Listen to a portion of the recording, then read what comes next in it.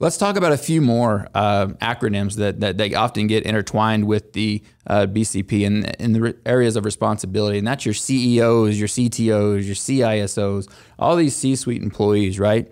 They have a large amount of responsibility for the business continuity. And as a consultant, what are areas sometimes excluded from business continuity, or some individuals that might be excluded from business continuity or disaster recovery teams?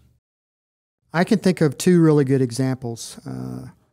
Too many times, I believe human resources is excluded from the business continuity process, and I believe that's a real shame because they are typically the pieces of the organization that know what your people, your personnel, what their skill sets are, and so they know how to use those people more effectively. And so we were already talking about communication and the importance of communication to business continuity, right?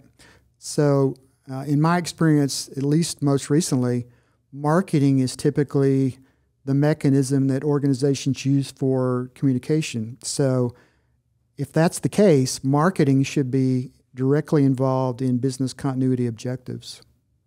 I couldn't agree more. I think you get HR, I think you get marketing. I think that you bring in some different levels of employees and you start getting that feedback and you start seeing how things work just a little bit differently than maybe you even thought they did.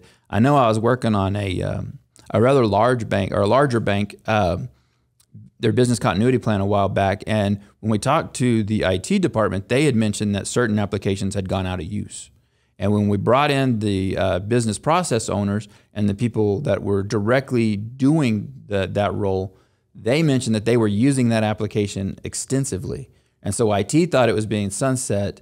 The users thought it was the most important application they had, and there was a disconnect there that, frankly, if IT had deleted that or removed that or sunset that application when they were planning on doing it, it would have caused a disruption in business. Communication's the key, right? Absolutely, without a doubt.